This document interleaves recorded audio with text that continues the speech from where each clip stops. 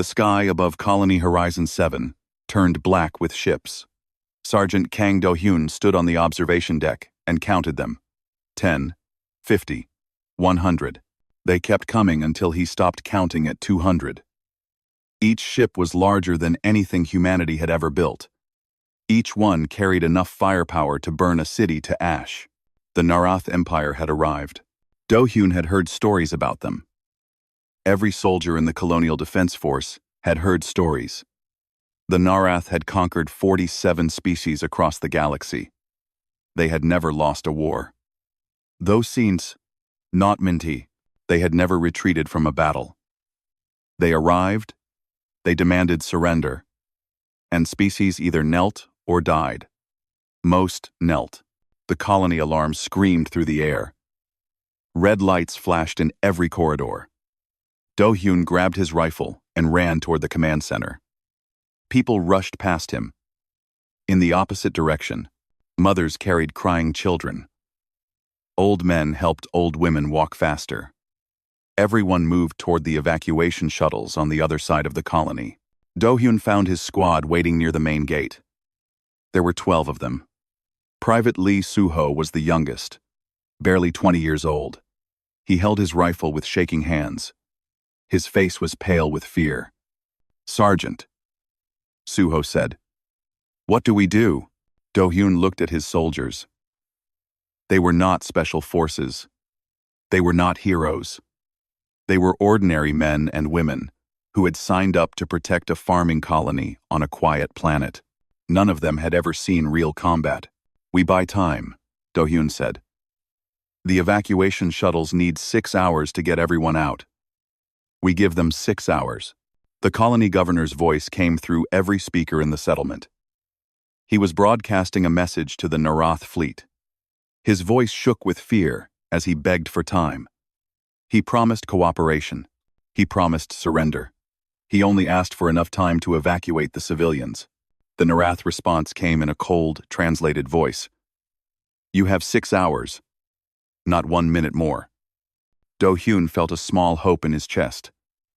6 hours. They could do 6 hours. The first bombardment came 30 minutes later. The Narath did not wait for the 6 hours to end. They began dropping bombs on the outer sections of the colony.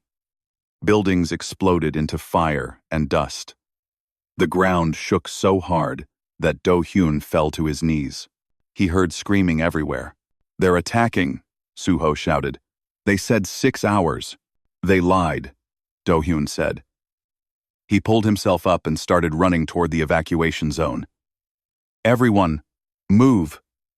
Protect the civilians." The next 3 hours were chaos. Do-hyun and his squad ran through burning streets, guiding terrified people toward the shuttles. Narath ground troops began landing in drop pods that fell from the sky like metal rain. They were tall creatures with gray skin and 4 arms.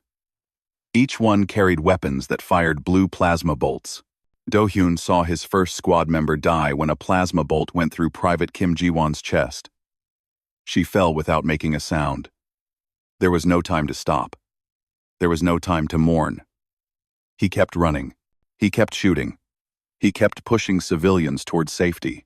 By the 4th hour, only 3 members of his squad were still alive: Do-hyun, Soo-ho, and Corporal Park Min-ji.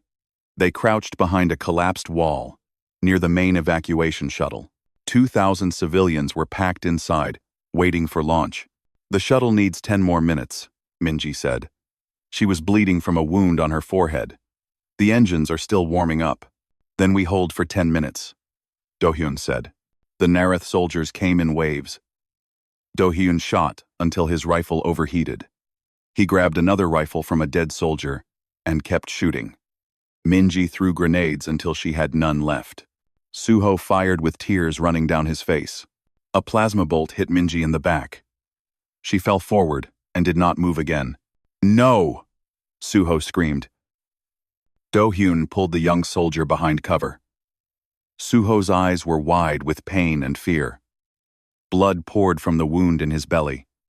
Do-hyun pressed his hands against it, but he knew it was too late. He had seen enough death to know. Sergeant, Suho whispered. Did they get out? Did the shuttle launch? Do-hyun looked up. The massive evacuation shuttle was rising into the sky. They got out, Do-hyun said. You did it. You saved them.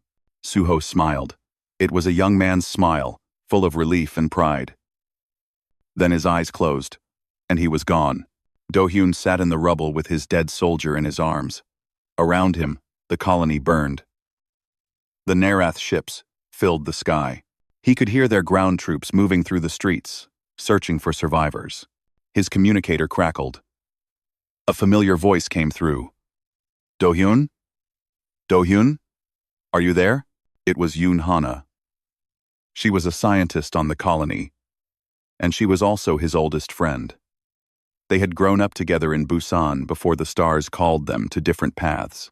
She was supposed to be on the evacuation shuttle. I'm here, he said. The shuttle launched. We're safe.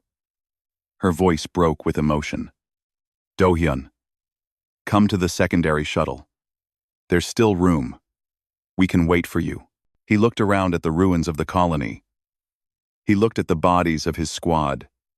He looked at the Narath soldiers, moving like shadows through the smoke. There's no time, he said. They'll shoot you down if you wait. Then run. Get to us. I can't, Hana. He took a deep breath. Someone has to hold the door. Someone has to make them pay for what they did here. Do-hyun, please. Go. Warn Earth. Tell them what's coming. He paused. And Hana, when this is over, I still owe you that dinner. He turned off his communicator before she could respond. He did not want to hear her cry. He did not want to lose his courage. Do-hyun stood up. He checked his rifle. He had 2 magazines left. He had 3 grenades. He had a knife. He had a colony full of traps he could build and hiding spots he could use. The Narath ground forces numbered 15,000. He was one man. But he was one man who had nothing left to lose. And as the sun set on Horizon 7, painting the burning sky in shades of orange and red, Sergeant Kang Do-hyun walked into the ruins to begin his war. The Narath Empire had conquered 47 species. They had never met a human who refused to die. They were about to learn what that meant. Commander Orvek stood on the bridge of the flagship and watched the colony burn. He was a tall Narath with dark gray skin and golden markings on his face. Those markings showed his rank. He had earned them through 50 years of conquest. He had crushed rebellions. He had broken armies. He had never failed the Empress. Report, he said to his officers. The evacuation shuttle escaped, Commander. We could not stop it in time. Orvek waved his upper right hand. It did not matter. One shuttle of refugees meant nothing. The colony was theirs. The planet was theirs. Soon, the human homeworld would be theirs too. Send 500 soldiers to secure the settlement, he ordered. Capture any survivors. I want prisoners to question about Earth's defenses. Yes, Commander. The drop pods fell from the flagship, like seeds from a dying flower. 500 Narath warriors landed in the ruins of Horizon 7. They spread out in perfect formation, moving through the empty streets with their weapons ready. They expected to find frightened civilians hiding in basements. They expected easy work. They found Kang Do-hyun instead. The first explosion came from a building on the east side of the colony. A group of 30 Narath soldiers had entered what looked like a storage warehouse. They did not see the tripwire. They did not see the fuel tanks that Do-hyun had moved into position. They only saw a flash of light before fire consumed them all. Across the colony, Do-hyun watched the explosion from a rooftop. He did not smile. He did not feel joy. He only felt cold focus. He checked his rifle, moved to his next position, and waited. The Narath soldiers heard the explosion and rushed to help their comrades. This was what Do-hyun wanted. While they gathered at the burning warehouse, he circled behind them. He found a group of 10 soldiers standing in an alley, talking in their strange language. They did not hear him climb onto the roof above them. He dropped 2 grenades and ran. The explosions echoed through the streets. The Narath screamed in pain and confusion. Their officers shouted orders, but no one knew where the attack was coming from. Their sensors showed only one human life sign, but that was impossible. One human could not cause this much damage. By midnight, Do-hyun had killed 80 soldiers. He moved through the colony like a ghost. He knew every tunnel. He knew every maintenance shaft. He knew where the walls were weak and where the shadows were deepest. He had lived on this colony for 5 years. He had walked these streets 1,000 times. Now he used that knowledge to kill. The Narath soldiers began to panic. They had been trained to fight armies. They had been trained to face enemies in open battle. They had never faced an enemy who attacked from darkness and disappeared before they could shoot back. They had never faced guerrilla warfare. Do-hyun found their communication patterns. He listened to their radio channels with a stolen device. When he heard them planning to gather at a certain location, he went there first and prepared traps. When he heard them calling for reinforcements, he attacked the small groups they left behind. He collapsed a building on 50 soldiers. He led a squad into a toxic chemical storage area and sealed the doors behind them. He shot officers from hidden positions and vanished before their guards could react. By dawn, 200 Narath soldiers were dead. Commander Orvek received the reports on the flagship. His 4 hands gripped the arms of his chair. His golden eyes burned with anger. "Explain this," he said. "Commander, our soldiers report attacks from all directions. They cannot locate the enemy. Their descriptions are..." The officer paused. "They describe a single human moving through the colony. One human killed 200 of my soldiers?" "It appears so, Commander." Orvek stood up. He walked to the window and looked down at the burning colony. He had conquered planets. He had destroyed fleets. And now, he was losing soldiers to one creature with a rifle and some explosives. "I must report this to the Empress," he said. He walked to the communication chamber. The room was dark except for a single light in the center. He knelt on the floor and activated the holographic projector. A moment later, the image of Empress Velith appeared before him. She was beautiful in the way that dangerous things are beautiful. Her skin was pale silver, and her eyes were pure gold without any white. She wore a crown of black metal that seemed to absorb all light around it.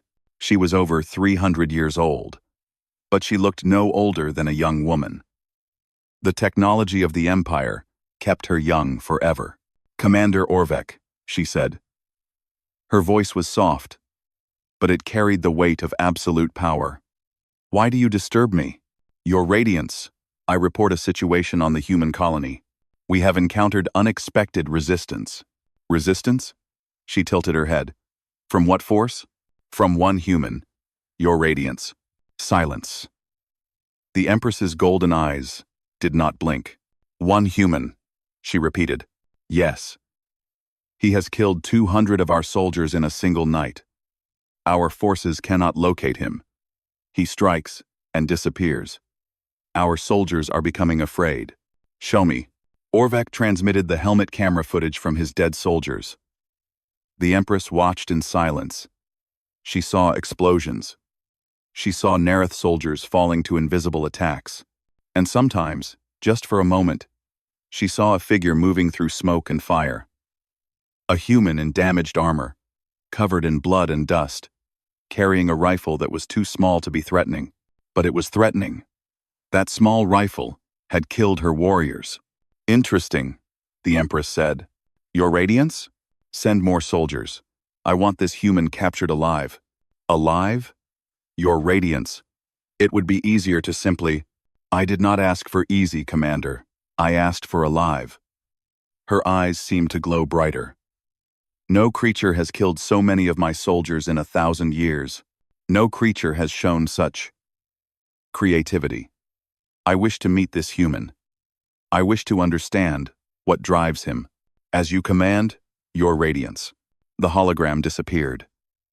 Orvek stood in the darkness for a long moment.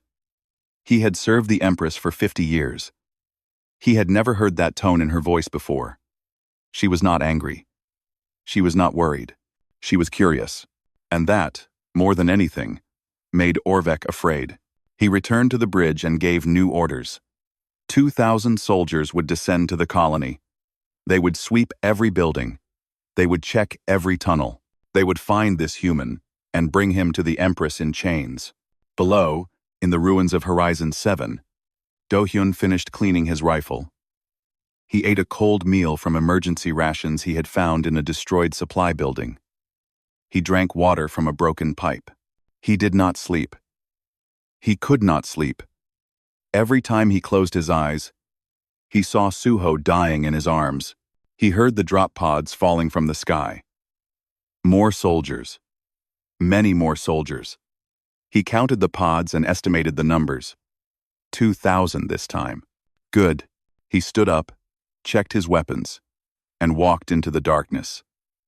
He had promises to keep, and a long night ahead. The war was just beginning. Empress Valeth had not left her flagship in 30 years.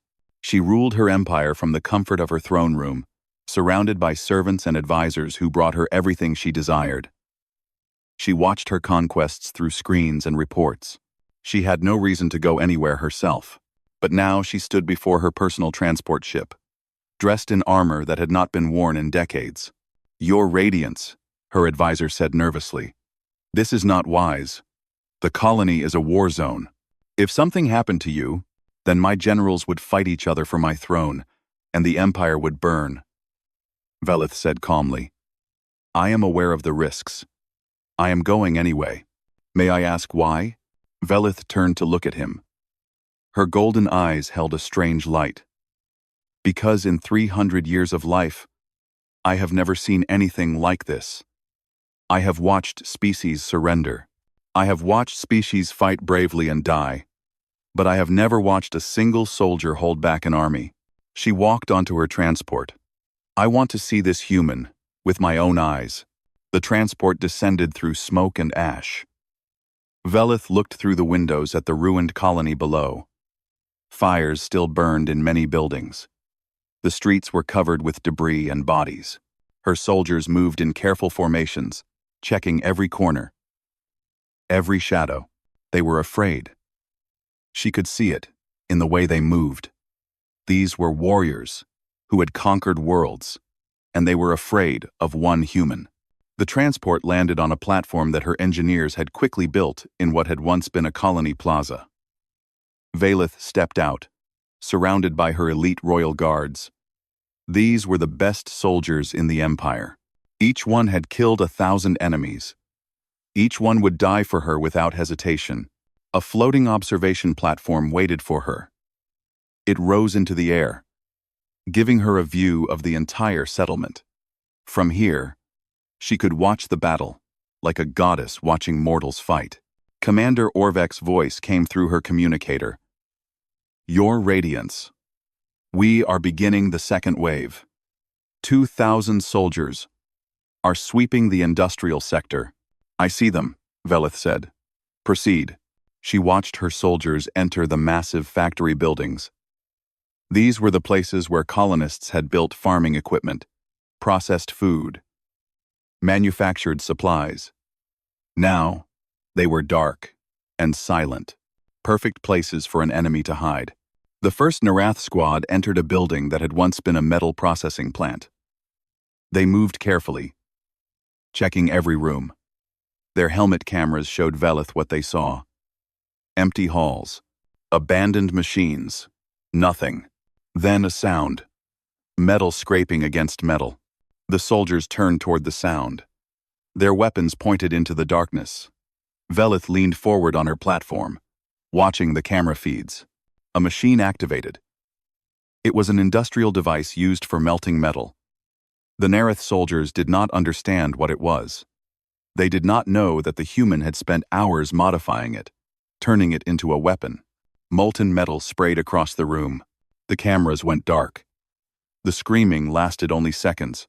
Velith felt her heart beat faster. Not from fear, from excitement. Across the industrial sector, more traps activated. Gas lines exploded. Heavy machines fell from broken chains. Doors sealed shut. trapping soldiers in rooms that suddenly filled with toxic chemicals.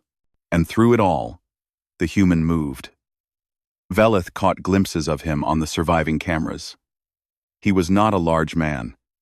He was not specially equipped. He wore simple colonial armor covered in dust and blood.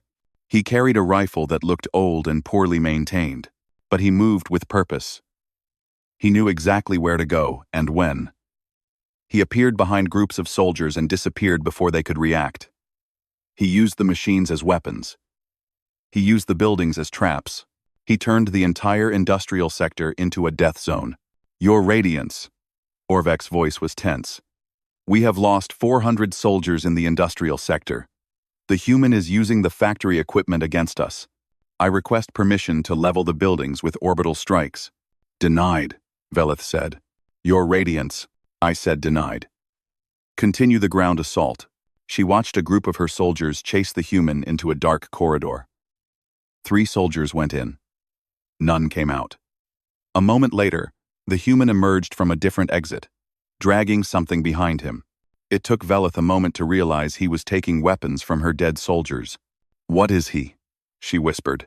Her advisor stood beside her on the platform. He had been studying the human databases since this battle began.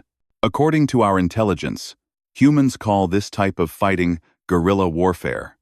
It is a strategy used by weaker forces against stronger ones. Strike fast, hide quickly, never fight directly. We have seen this before. Other species have tried such tactics. Yes, Your Radiance. But there is something different about humans. The advisor pulled up data on his screen. They have a concept called spite. It means to continue fighting even when victory is impossible. Simply to hurt the enemy. Simply to make them pay a price. Spite. Velith repeated the word. It felt strange on her tongue. Humans are known for it. Their history is full of battles where soldiers fought to the death rather than surrender. They seem to find meaning in resistance itself, even when resistance is hopeless. End quote. Velith watched the camera feeds. The human was wounded now. She could see blood on his armor. He was limping slightly, but he did not slow down. He set another trap, killed another group of soldiers, and vanished into the shadows. He knows he cannot win, she said. Yes, Your Radiance. He knows he will die, almost certainly, and yet he fights. That is spite, Your Radiance. The Empress was silent for a long time. The battle continued below. Her soldiers died in ones and twos. The human appeared and disappeared like smoke. The industrial sector burned. Pull back the forces, Velith finally said. Orvek's voice was confused. Your Radiance? Pull them back. Let him rest. Let him think he has won a victory. Her golden eyes reflected the fires below. Tomorrow, we will try a different approach. What approach, Your Radiance? Velith smiled. It was not a kind smile. I am going to talk to him. The Narath forces retreated from the industrial sector. They set up a perimeter around the area and waited. In the ruins of a factory, Do-hyun collapsed against a wall. His body screamed with pain. His wounds needed treatment. His muscles needed rest. But he was alive. And somewhere out there, among those thousands of ships, an empress was watching him. He did not know why she had stopped the attack. He did not know what she was planning. He only knew that he had survived another day. And tomorrow, he would fight again. He closed his eyes and dreamed of Busan. He dreamed of the ocean. He dreamed of a dinner he might never have. And in her observation platform, Empress Velith watched the ruins and wondered what kind of creature could find the strength to fight an empire alone. She found that she very much wanted to know. Do-hyun woke to pain. Every part of his body hurt. The plasma burns on his back felt like hot metal pressed against his skin. His broken rib made every breath sharp and difficult. He had lost too much blood, and his vision sometimes went dark at the edges. He did not care. He had work to do. He found medical supplies in a destroyed clinic. He cleaned his wounds with shaking hands. He wrapped bandages around his chest. He injected himself with painkillers that made the world feel soft and distant. It was not good treatment. A real doctor would have been horrified, but it was enough to keep him moving. His communicator sat in his hand. He had turned it off after his last conversation with Hana. He had not wanted to hear her voice again. He was afraid it would break his courage. But now, in the quiet darkness, he felt the need to speak. Not to her. He could not call her again, but he could leave a message, a record, something that might survive even if he did not. He activated the recording function. "Hana," he said. His voice was rough. "I don't know if you'll ever hear this. I don't know if this device will survive. But I want you to know some things." He paused. Finding words was hard. "I'm not fighting to win. I know I can't win. There are too many of them, and there's only one of me. But that's not the point." He looked out at the burning colony. "The point is to make them remember. The point is to make them afraid, so that the next time they see a human colony, they hesitate. They wonder if another man like me is waiting for them." He coughed. Blood came up. He wiped it away. "I keep thinking about Busan. Remember when we were kids? We used to watch the ships come into the harbor. You always said you wanted to see what was beyond the horizon. I wanted to stay and fish with my father." He almost smiled. "Funny how we both ended up in space anyway. If we have been, ev we wilded, ev we wilt see, ev we wilded distart and proffer. Also tenu, ev we wilded distart and profferen, ev we wilded distart and pra." He heard sounds outside. The Nareth were moving again. "I have to go. But Hana." Then he picked up his rifle and walked into the night. The Narath launched their night assault at midnight. 5,000 soldiers this time, supported by armored vehicles that floated above the ground. They came from every direction at once, sweeping through the colony in coordinated waves. Their plan was simple: overwhelm the human with numbers. Leave him no place to hide. Do-hyun watched them come from his position near the colony's power plant. He had spent the day preparing. This was his final trap. His greatest weapon. He waited until the first armored vehicles entered the power plant district. Then he entered the main control room and began his work. The colony's fusion reactor was the heart of everything. It provided power to every building, every system, every piece of equipment. It was also, if handled incorrectly, extremely dangerous. Do-hyun had no training with fusion reactors. But he had manuals. He had time. And he had nothing to lose. He initiated a partial meltdown. The reactor did not explode. That would have killed him instantly. Instead, it began to leak radiation in carefully controlled amounts. The areas around the power plant became death zones. Any living thing that entered would sicken and die within hours. The Narath soldiers were tough. Their gray skin could resist many things, but they had no protection against this kind of radiation. Their commanders had not expected a human to weaponize a civilian reactor. They had not prepared for this possibility. Do-hyun had stolen Nareth armor from soldiers he had killed. The armor was designed for many dangers. Radiation was one of them. It was not perfect protection, but it was enough. Enough for him to move through the death zones, while his enemies could not. The night became chaos.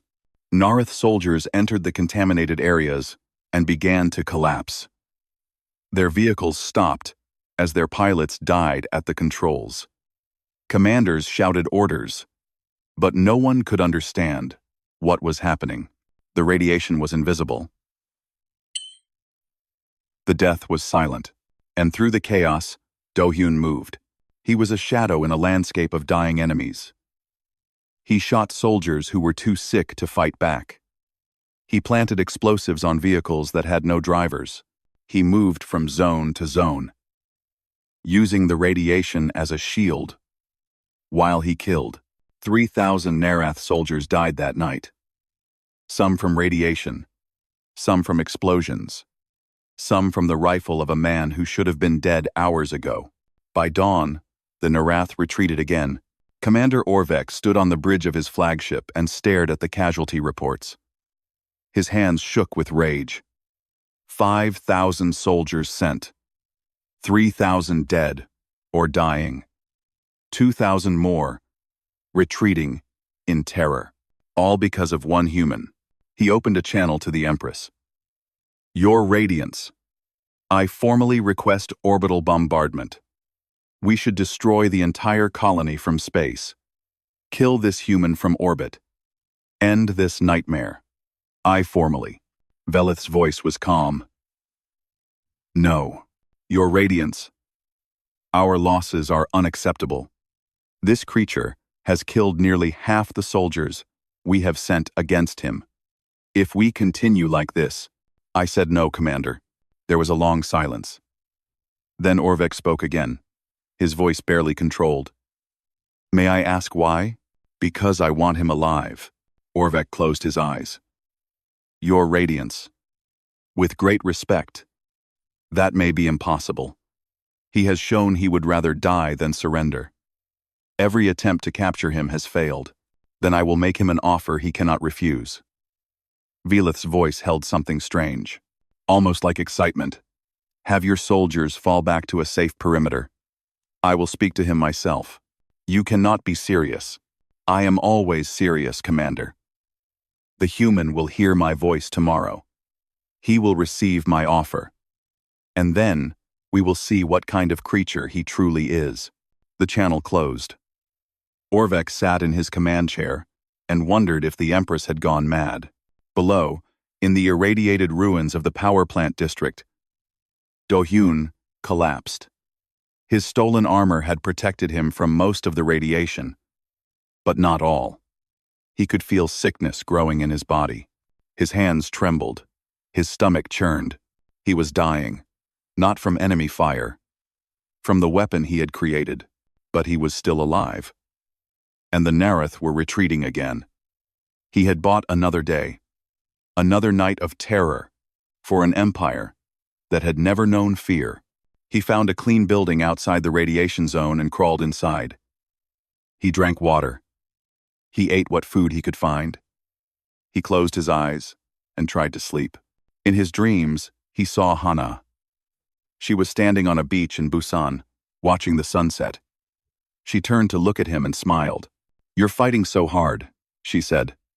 But who are you fighting for? He thought about it. Everyone. The colony. Earth. The people on that shuttle. And yourself? He didn't answer. In the dream, the sun set and the stars came out. Among them, he could see the Narath ships, waiting, watching. I don't matter, he finally said. I'm just one soldier. Dreamhana shook her head.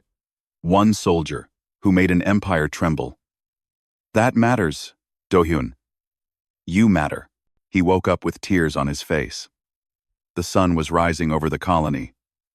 Another day was beginning, and somewhere out there, an empress was preparing to speak to him. He checked his rifle. He counted his remaining ammunition. He stood up, ignoring the pain in his body. Whatever came next, he would face it standing. The morning was silent. No drop pods fell from the sky. No soldiers marched through the streets.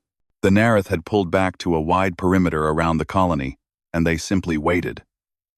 It was the first peace Do-hyun had known in 3 days. He sat on the roof of a half-destroyed building and watched the sun rise. His body was broken. The radiation sickness was getting worse. He had thrown up twice this morning, and his hands would not stop shaking. The painkillers were running out. Soon, he would feel everything. But for now, in this quiet moment, he let himself rest. A sound broke the silence. It was not weapons fire. It was not explosions. It was a voice. A woman's voice, speaking in perfectly translated Korean. It came from every speaker in the colony, from every device, from the very air itself. Human soldier, I am Empress Velith of the Narath Empire. I wish to speak with you. Do-hyun did not move. He listened. You have fought for 3 days against my armies. You have killed thousands of my soldiers. You have turned a simple colony into a graveyard for my warriors. The voice paused. I have ruled this empire for 300 years. I have conquered 47 species, and I have never seen anything like you.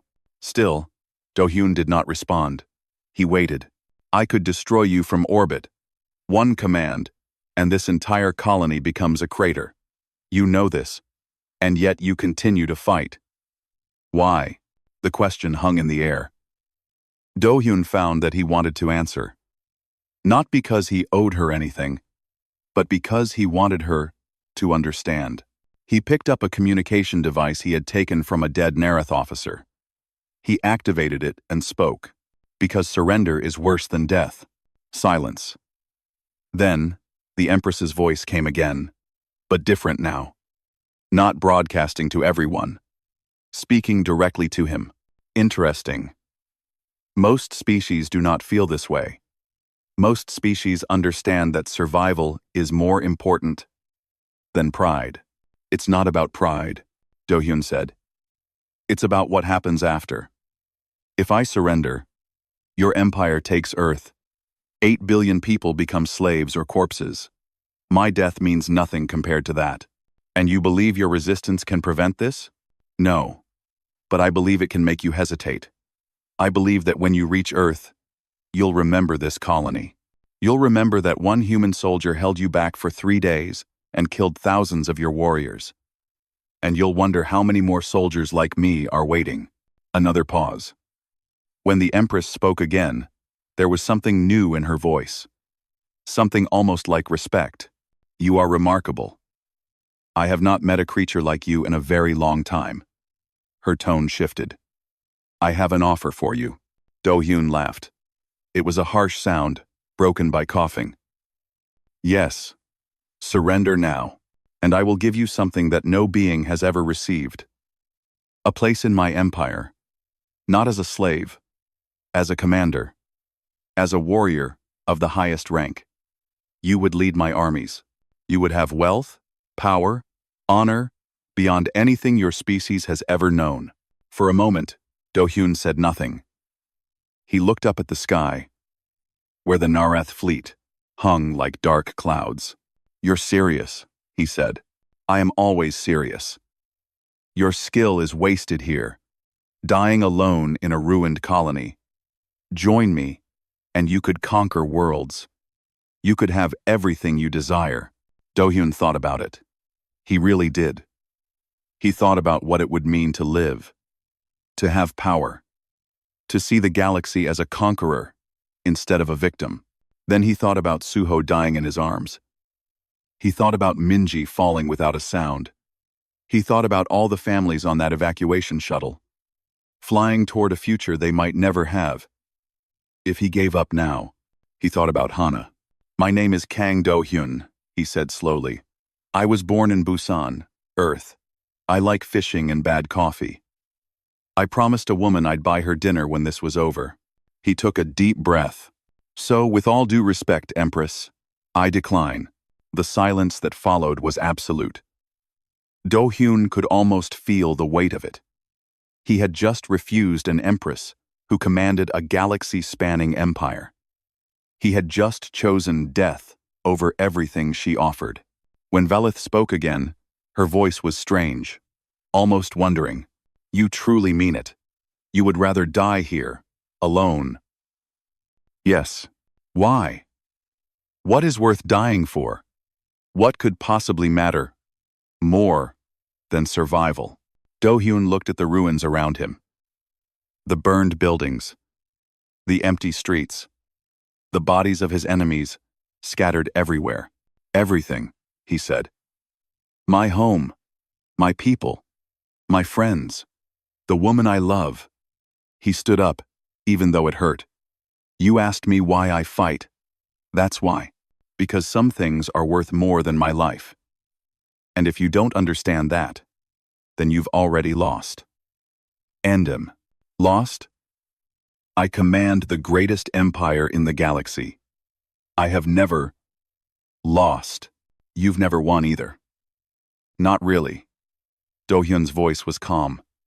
You conquer. You destroy. You take. But you don't understand why anyone would fight against you.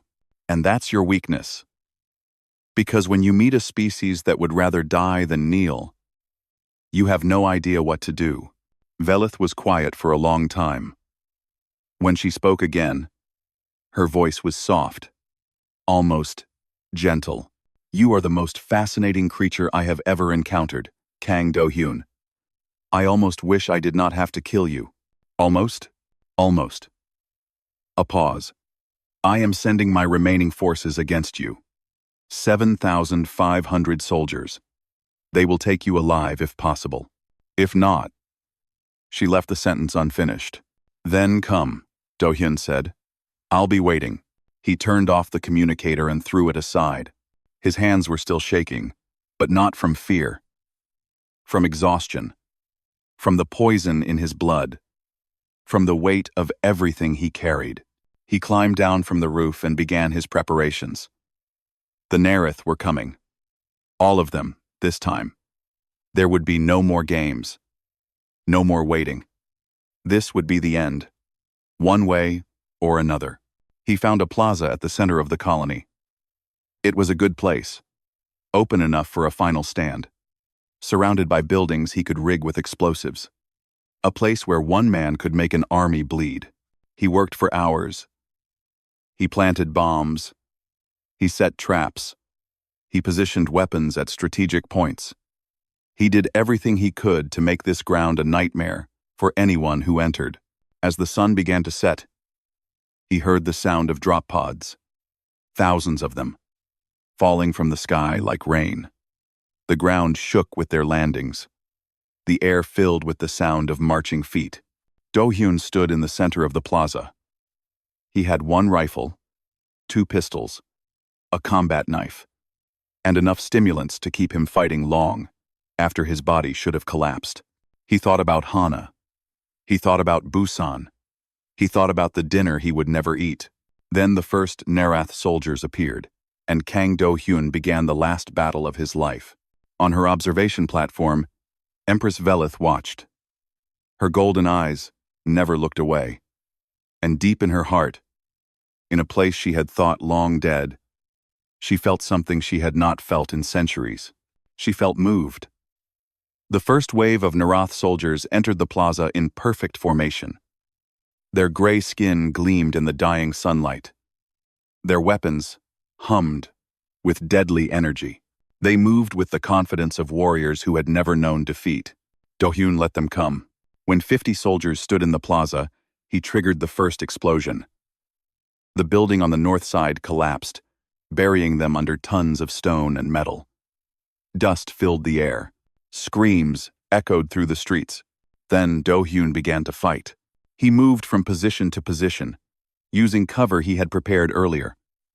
His rifle spat fire into the confused mass of soldiers. Each shot was aimed. Each shot found its target. He had been saving ammunition for 3 days. Now, he spent it freely. The Narath returned fire. Plasma bolts scorched the air around him. They hit the walls where he had stood moments before. They melted the ground where he had just been crouching. But they could not hit him. He moved too fast. He knew this ground too well. 100 soldiers died in the first 10 minutes. Commander Orvek watched from the flagship, his hands gripping his console so hard that the metal bent. Send more. Overwhelm him. He cannot fight forever. More soldiers poured into the plaza. 200, 300. They spread out, trying to surround the human. They learned quickly. They stopped bunching together, where his grenades could kill them in groups. They moved from cover to cover. But Do-hyun had planned for this. He triggered the second wave of explosions. Buildings on the east and west sides collapsed, crushing soldiers who thought they were flanking him. The plaza became a maze of rubble and fire. The Narath formation broke apart. Do-hyun emerged from the smoke and dust like a demon from legend. His armor was cracked and burned. Blood ran down his face from a wound on his forehead. But his rifle never stopped firing. He shot 2 soldiers in the chest. He ducked under a plasma bolt and killed the shooter. He threw a grenade into a group trying to set up a heavy weapon. He moved through the battle like water flowing through stones, always finding the path of least resistance. 1 hour passed. 500 Nareth soldiers lay dead. On her observation platform, Empress Velith stood without moving. Her golden eyes reflected the fires below. Her hands were clasped behind her back. She did not give orders. She did not speak. She only watched. 1 human against 7,500 soldiers. And he was winning. No, not winning. He could not win. But he was making them pay a price that no enemy had ever made them pay before. Do-Hyun's rifle ran dry. He threw it aside and grabbed one from a fallen Nareth soldier. The alien weapon felt strange in his hands, but it fired the same. Blue plasma bolts instead of bullets. It did not matter. Death was death. 2 hours passed. 1,000 soldiers dead. The Nareth commanders changed their strategy. They stopped trying to capture him alive. They brought in armored vehicles. They set up heavy weapons around the plaza. They prepared to level the entire area with overwhelming firepower. But first, they had to find him. Do-Hyun had disappeared into the rubble. He used the collapsed buildings as tunnels. He emerged behind firing positions and killed the gunners before vanishing again. He was everywhere and nowhere. "He's a ghost," one Nareth soldier said on the radio. "We're fighting a ghost." "Ghosts don't bleed," another replied.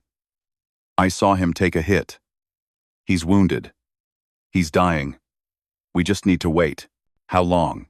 How many more of us will die while we wait? 3 hours passed. 2,000 soldiers dead. Do-Hyun was running out of options. His stolen rifle was empty. His pistols had only a few shots left. His knife was the only weapon he truly had left. His body was failing. The radiation sickness was worse. He could barely see straight. Every breath felt like fire in his lungs. But he kept fighting. He ambushed a squad in a narrow alley. He killed 3 with his pistol before it clicked empty. The 4th soldier raised his weapon. Do-Hyun threw the empty pistol at his face, closed the distance, and drove his knife into the soldier's throat. The 5th soldier grabbed him from behind. Do-Hyun broke the soldier's grip, took his knife, and killed him too. He was covered in blood now. Some of it was his own. Most of it was not. 4 hours. The sun had set completely. The only light came from fires and plasma weapons. The Nareth soldiers were terrified. These were warriors who had conquered worlds.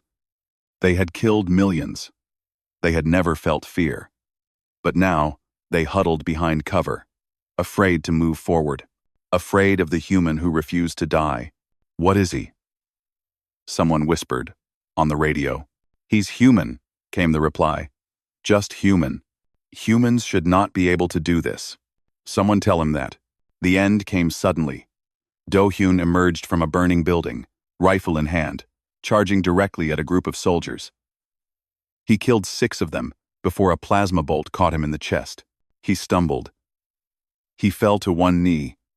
He looked down at the hole in his armor, at the blood spreading across his chest. He tried to raise his rifle, but his arms would not obey. Another bolt hit him in the shoulder, then another in the leg. He collapsed. The Nareth soldiers approached slowly, weapons raised. They expected a trap. They expected him to rise again. He had done the impossible so many times that they did not believe he could finally fall. But he was done. His body had nothing left. Commander Orvek landed his shuttle in the plaza and walked toward the fallen human. The rubble crunched under his feet. The smoke stung his eyes. Around him lay the bodies of nearly 3,000 of his soldiers, killed by one man over 4 hours. He stood over Do-Hyun and looked down at him. The human's eyes were still open, still aware. Even dying, he stared at Orvek. With defiance, Orvek leaned closer. You have caused more damage to my forces than any enemy in the history of this empire. You have killed thousands of my soldiers.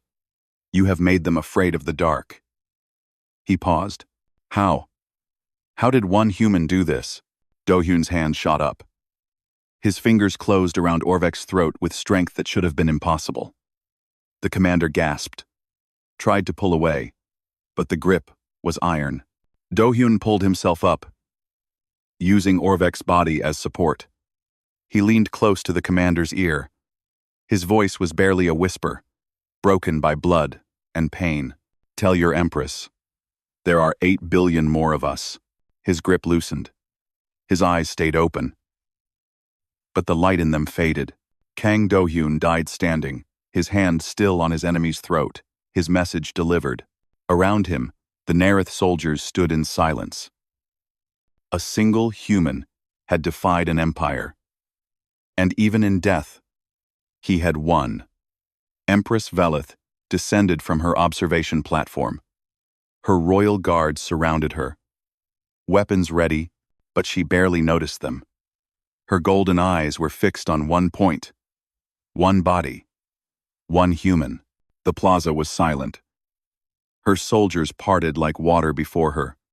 They bowed their heads as she passed. None of them dared to speak. She stopped before the body of Kang Do-hyun. He lay in the rubble, surrounded by the soldiers he had killed. His armor was destroyed. His face was covered in blood and dust. His eyes were still open, staring at the stars above. Around him, Velith saw the truth of what he had done. Nearly 7,000 Narith soldiers lay dead across the colony. Armored vehicles burned. Buildings had collapsed. An entire army had been broken by one man. She knelt. The action sent a shock through every soldier present. The Empress of 1,000 worlds did not kneel. She had never knelt before anyone or anything. Yet here she was, on her knees before a dead human. Commander Orvek approached carefully. His throat still bore the bruises from Do-hyun's final grip. His voice was rough when he spoke. "Your Radiance. Shall we proceed with the conquest of the human homeworld? Our fleet can reach their home planet within weeks. We have enough forces remaining to—" "No." The word cut through the air like a blade. Every soldier froze. Velith stood slowly. She turned to face Orvek, and her golden eyes burned with an emotion he had never seen before. "Look at this place," she said. Her voice was quiet, but it carried across the silent plaza. "Look at what one human did. Look at my soldiers, my warriors, my army, destroyed by a single creature with a rifle and his bare hands." She pointed at Do-hyun's body. "He was not special. I read his records. He was an ordinary soldier. No special training, no advanced technology. Just a man who refused to surrender." She stepped closer to Orvek. Her voice dropped, even lower. "And he said there are 8 billion more of them." Orvek felt cold fear crawl down his spine. He had never felt fear before. He had conquered worlds. He had broken armies. But standing here, looking at the ruins of his forces, he felt something he could not name. 8 billion, Velith repeated. 8 billion humans who might fight like this. Who might die rather than kneel. Who might turn our conquest into a war that never ends. She shook her head. "We cannot conquer such a species. We can only destroy them completely. Or, Orvek asked. Or we can make them our allies instead of our enemies." Silence. Total, absolute silence. Velith turned back to Do-hyun's body. She looked at him for a long moment. Then, with her own hands, she reached down and closed his eyes. "You were worthy," she said softly. "More worthy than any creature I have met in 300 years. You taught me something I had forgotten. Some beings cannot be conquered. They can only be respected." She stood and addressed her soldiers. Her voice rang out across the plaza, strong and clear. "We are leaving this system. There will be no conquest of Earth. There will be no war with humanity. Tell them that the Nareth Empire wishes to negotiate. Trade, alliance, partnership. Her soldiers stared at her in shock. 3 days ago, they had come to conquer. Now their empress was speaking of alliance, of treating these small, weak creatures as equals. But none of them argued. They had seen what one human could do. They had no desire to face billions. Velith returned to her observation platform. As it rose into the sky, she looked down at the colony one last time. "Bring his body with us," she commanded. "He will be honored in our empire. His name will be remembered when the names of generals and kings are forgotten." The fleet began to withdraw. Ships that had come to conquer now turned toward home. The Nareth Empire retreated for the first time in 1,000 years. 1 year later, on the rebuilt colony of Horizon 7, a ceremony was held. The plaza where Do-hyun had made his last stand was now a memorial. At its center stood a statue of bronze and steel. It showed a man in battered armor, rifle raised, facing an unseen enemy. His expression was determined, defiant, human. Dr. Yoon Hana stood before the statue. She wore civilian clothes now. She had left her scientific work to help rebuild the colony. She could not leave this place. Not after everything. Around her stood thousands of people, colonists who had returned, soldiers from Earth, families of those who had died, and, standing apart from the others, a group of Nareth diplomats. Empress Velith herself had sent a gift for this ceremony. It was a crystal that contained recorded footage from Nareth helmet cameras. The last stand of Sergeant Kang Do-hyun, preserved forever. She had included a message. Let his memory remind us both. Courage is not the absence of fear. It is the choice to fight anyway. Hana stepped forward to speak. Her voice was steady, but tears ran down her cheeks.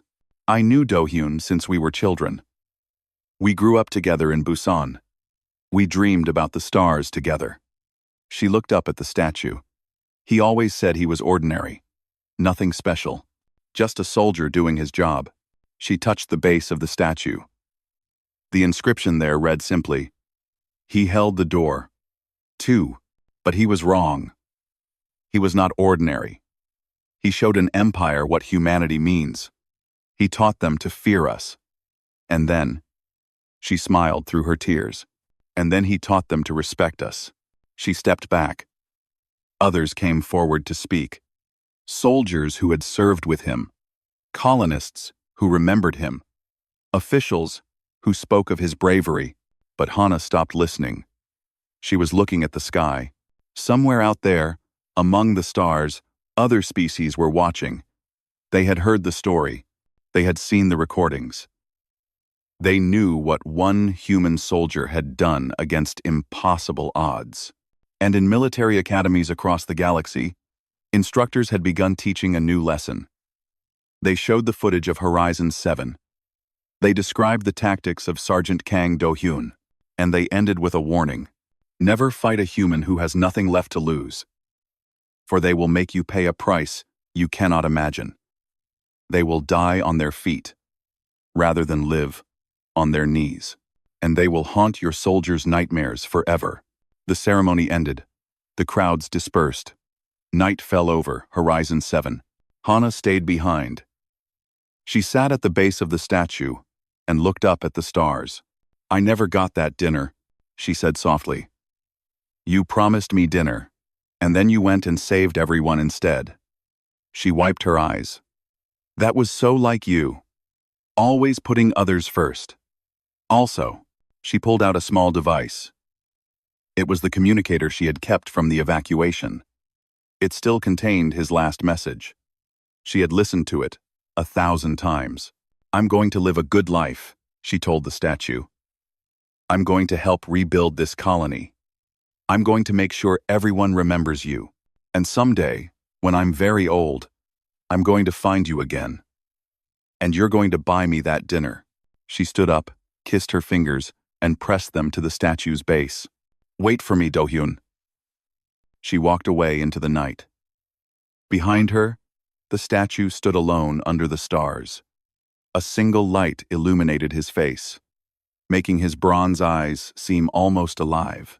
Sergeant Kang Do-hyun had died alone, fighting an empire. But he had changed the fate of his species. He had earned peace through sacrifice.